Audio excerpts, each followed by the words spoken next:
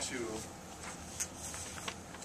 8C2, consideration of a review of the under construction community center building as requested by City Council at May 24th, 2010 meeting. As requested, Mr. Tom Suri of FNL Development Incorporated has been invited to the meeting to participate in the discussion.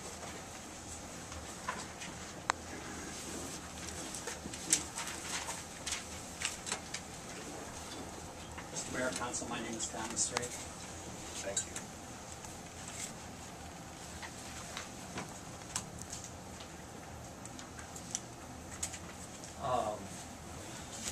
I've got him here, so I think that was the intent. I'd like you to explain what you said in Tri-County Record a couple of weeks ago about not finishing the community center. If you read the article. I got it right here. Okay. It says we will not put money into our own money in the community center until we get the placement of the motel.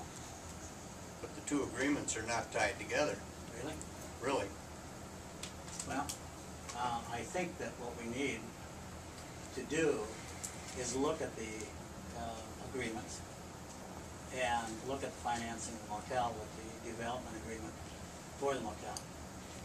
If you want to do it now, we can. If you want to set a date for the attorneys and myself to get together, it's fine with me. Hey, why don't you explain exactly what it is you're suggesting? Did the city provide the financing for this? Did you read the development agreement between the city and the motel? Yes, I did. Okay. What's 2.2 say in the city obligation?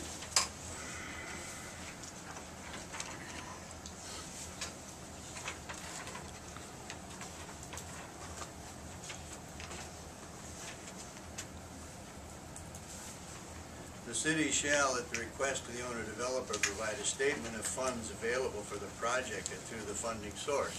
It doesn't say the city's going to provide you anything. Continue on, please. All project-related expenditures applicable to this agreement shall be processed through and approved by the owner-developer for repayment by the collective identified financing funding sources. Right.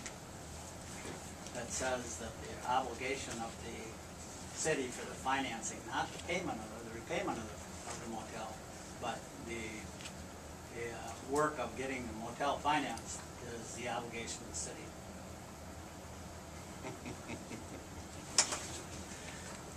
Okay. I do have a question, as long as we're discussing it there. It says, land purchase, Guardian Inn of Rushford, Minnesota LLC will purchase from the city 3.95 acres of property described as Lot 3, Block 2, Himley Business Park Addition.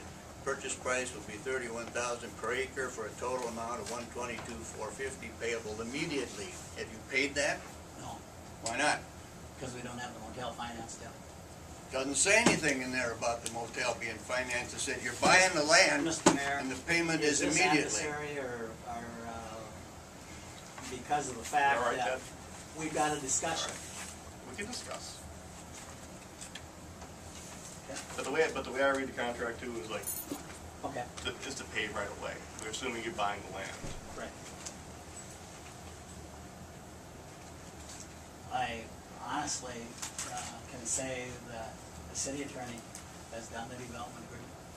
I'm available to meet with a representative from the city council and your attorney and my attorney and talk about what we think is in place for the contracts. Mr. Block, were you under the impression that the city had to arrange the financing for this? I was under the impression that we certainly wanted to encourage, like we do on any project, to do what we can to make it happen. But that's a little different than Mr. Suri is saying. He perhaps reads it a little more firmly, yes.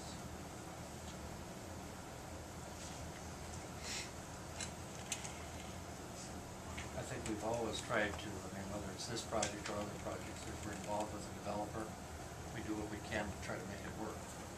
And that was the hope of everyone as we started this project.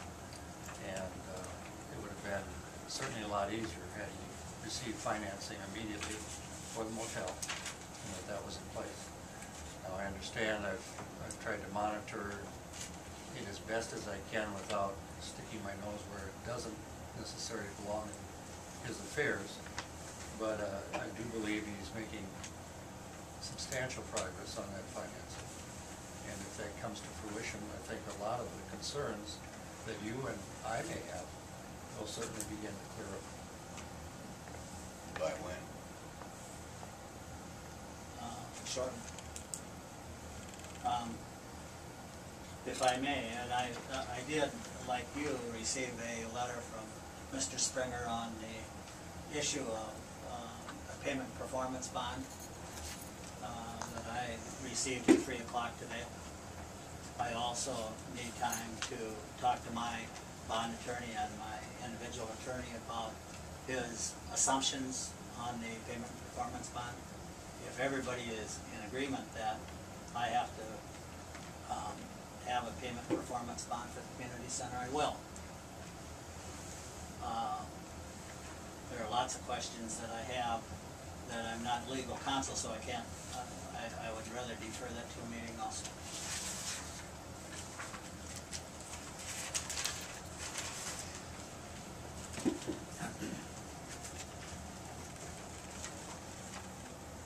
Well, I did not get a copy of that letter.